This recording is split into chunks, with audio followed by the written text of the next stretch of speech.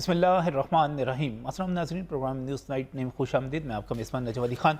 और हमारी हर हुकूमत जो आती है वो ये कहती है कि हम जो सबसे बड़ी और सबसे पहली तरजीह दे रहे हैं और सबसे ज़्यादा अहमियत जिसको दे रहे हैं वो हमारा हेल्थ का सिस्टम है, एजुकेशन का सिस्टम है। लेकिन एजुकेशन के हवाले से हमने गुज़िश्ता रोज़ आपसे जो बात की थी उसके बाद आज मैं आपके साथ हेल्थ सिस्टम पर बात करने जा रहा हूँ। आप छोटे शहरों में मत जाएं, आप इधर उधर मत जाएं, आप छोटे क्लिनिक्स में और छोटे अस्पतालों में भी ना जाएं। आप लाहौर के 6 बड़े सरकारी अस्पताल जो हैं, जिनको हम ये कहते हैं कि अरबों रुपए का जहाँ पर बजट खर्च किया जा रहा है, जहाँ पर हमने अपनी बेहतरीन डॉक्टरों की टीम लगाई हुई है, जहाँ पर हमने नर्सिस के हवाले से, बाकी सर्विसेज के हवाले से हम सब उसकी तरफ देखते हैं, आप वहाँ पर चले जाएँ।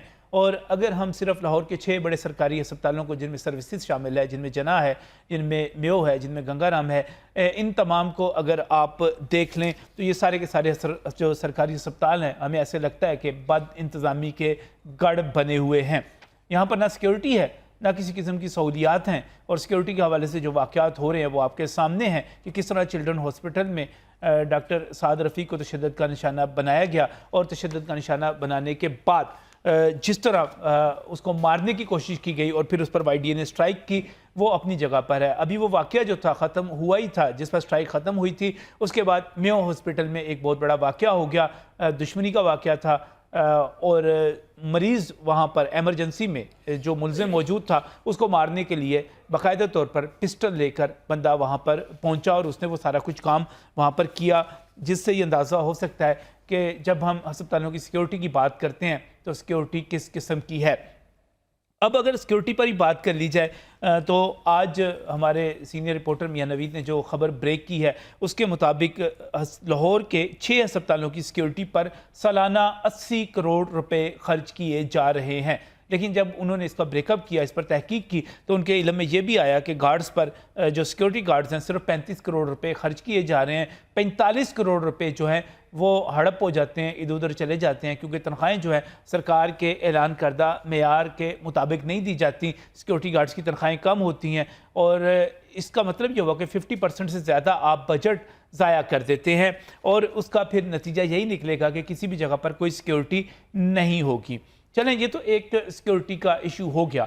और उसका भी जब हम सिक्योरिटी गार्ड्स के हवाले से बात करते हैं तो हमें पता चलता है कि ये तमाम सिक्योरिटी गार्ड्स जो हैं इनको आउटसोर्स किया गया है। आउटसोर्सिंग की वजह से इनके खिलाफ अगर कोई भी सिक्योरिटी गार्ड अपनी ड्यूटी सही नहीं करता, लोगों से बख्शिश और नजराने लेता है, सिक्योरिटी लैप्स करता है, तो उसके खिलाफ अस्पताल की इंतजामिया, MS या बाकी तमाम जो ओहदेदार हैं वो कोई कार्रवाई नहीं कर सकते। जब वो सारे के सारे लोग कार्रवाई, जो अफसरान हैं वहाँ पर कार्रवाई नहीं कर सकते, तो इसका मतलब ये निकलता है कि उसको टर्मिनेट उसकी कंपनी कर सकती है। अगर वो टर्मिनेट कर भी देती है तो उसके बावजूद सिक्योरिटी गार्ड, उसकी तनख्वाह इतनी कम होती है और उसकी दिहाड़ियाँ इतनी लग रही होती हैं कि वो दोबारा वर्दी पहनकर या वर्दी के बगैर अस्पताल में पहुँच जाता है और अपनी कार्रवाइयों को, क्योंकि एक्सपर्ट हो चुका होता है उनमें, वो जारी रखता है, नजराने लेकर लोगों को अंदर भेजता है, गाड़ियाँ लगवाता है, बहुत सारी चीज़ें इस किस्म की करता है। ये तो हो गया सिक्योरिटी का मामला।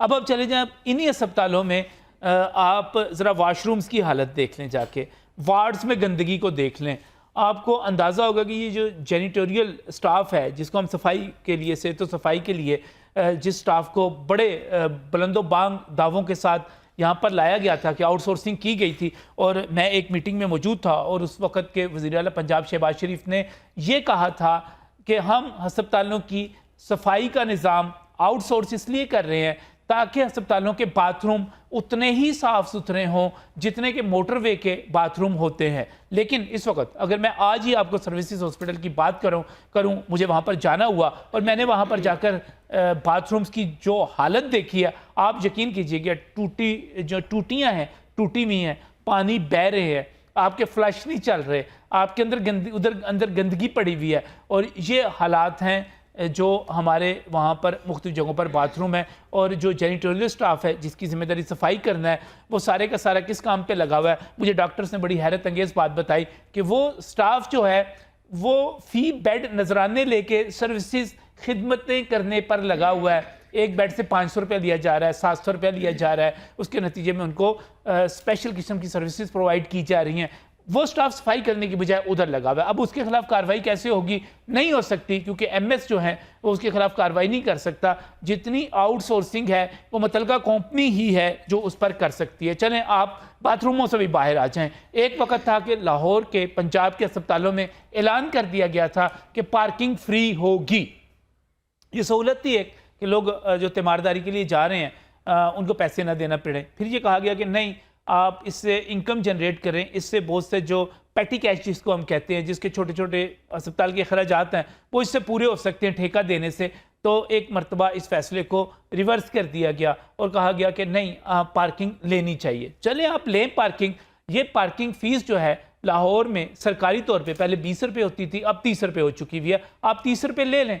मैं आपको फिर बता रहा हूँ, मैंने आज जब वहाँ से गाड़ी निकाली सर्विसेज हॉस्पिटल से, और ये टोकन आपको नज़र आ रहा है, मैंने टोकन उनको पकड़ाया। ये एक टोकन है, इसके साथ दूसरा टोकन, ये देखिएगा इसके ऊपर डेट भी लिखी हुई है, आज की टाइम भी लिखा हुआ है। और जब यानी टोकन पकड़ाया तो उसने मुझे आगे से कहता है आप 100 रुपया दे दें। मैंने कहा भाई 100 रुपया किस चीज़ का दे दूँ आपको? उसने कहा जी आपने देखिए ये टाइम जो था इतना लगा है, तो ये आप 100 रुपया बनता है आपका। मैंने कहा इस पर कहाँ लिखा हुआ है, मुझे पर्ची दिखाओ लाकर। उसने एक और पर्ची मुझे लाकर दी। उसने कहा ये नहीं जी, ये इस पे लिखा हुआ है, जाएं जो करना है कर लें, 100 रुपया बनता है। और मैंने कहा ये 100 रुपया नहीं बनता। फड्डा पड़ा कहता अच्छा 50 रुपये देकर चले जाए। लेकिन टाइम के साथ जो वहाँ पर खिलवाड़ किया जाता है कि इतने टाइम के लिए आपने गाड़ी खड़ी कर ली है, इसके नतीजे में 100 रुपये, 200 रुपये, 300 रुपये आपके इतनी देर खड़ी कर दी है, वो वहाँ पर चार्ज किए जा रहे हैं। जब मैंने डॉक्टर से पूछा कि भाई इस पर कौन नोटिस लेगा, इसके बारे में कौन कार्रवाई करेगा, तो जवाब मिला कि ये जो ठेके हैं ये बराह रास्त सेक्रेटेरिएट से मॉनिटर हो रहे हैं,